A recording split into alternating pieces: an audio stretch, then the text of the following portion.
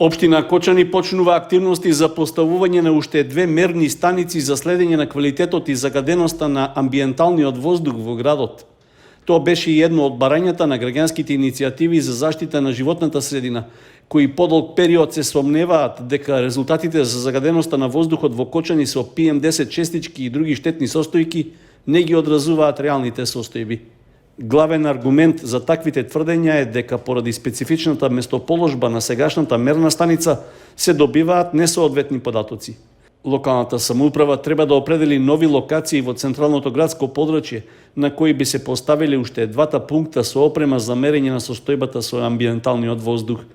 На последната седница на Советот на општината тоа беше потврдено и од надлежните во општинската администрација.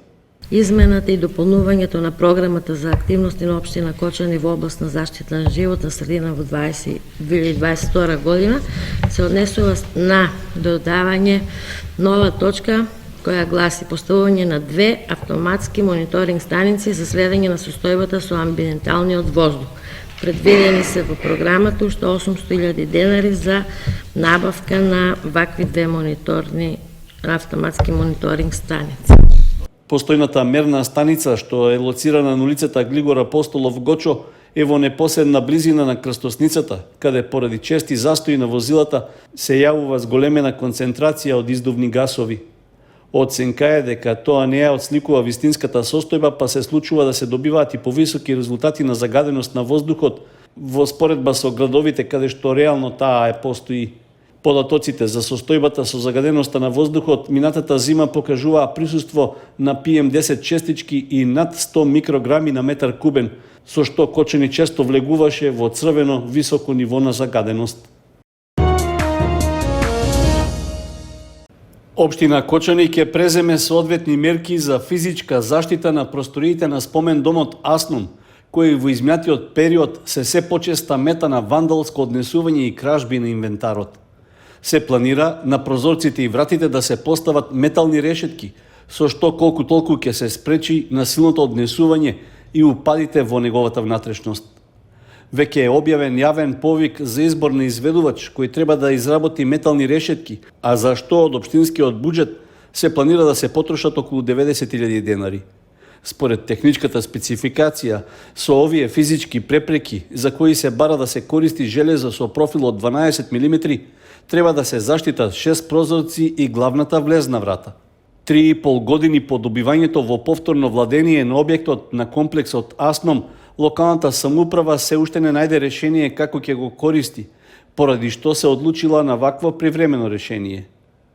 Сепак, тоа е само дел од проблемот со кој се соочува целиот објект. Најмногу средства за негова заштита би требало да се предвидат за реновирање на дел од кровната конструкција што поради дотрајноста веќе протекува. Ако не се реагира соодветно, прашање е дали потоа просториите би можеле лесно да се стават во функција. Кон крајот на 2019-та, владата и ги врати во надлежност на општина Кочани објектите во кои беше сместен поранешниот правен факултет на Универзитетот Гоце Делчев од Штип. Потоа почнаа активности со кои просторот требаше да се искористи за административни потреби. При тоа беше најавено дека во план е овде да се префрли дел од општинската администрација, но активностите запреа во периодот пред локалните избори.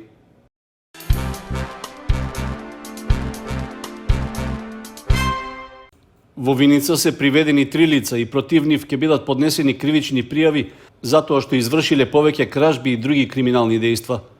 На 2 јуни, полициски службеници од полициската станица во Виница ги лишиле од слобода 34-годишниот ДС од Крива Паланка, 22-годишниот СТ од Зрновци и 37-годишниот БИ од Грдовци.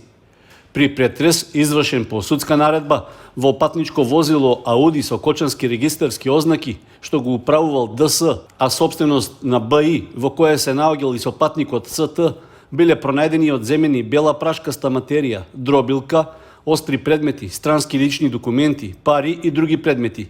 За нив постои основано сомнение дека потекнуваат од различни кривични дела. По извршените проверки било утврдено дека ДС бил баран со потерница за доиздржување затворска казна од 12 години.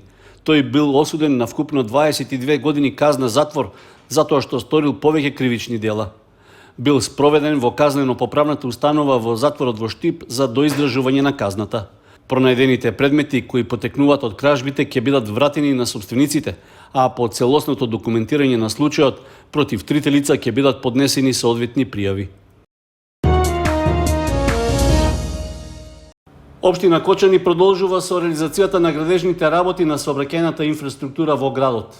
Ги известува граѓаните дека од понеделник 6 јуни ќе почне асфалтирањето на новиот дел од улицата Роза Петрова.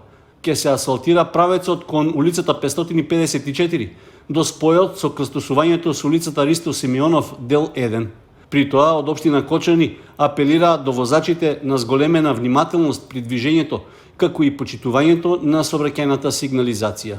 Истовремено, уплатен е и апел до граѓаните да не ги паркираат своите возила во близина каде што ќе се изведуваат градежните работи за асфалтирање на улицата Роза Петрова.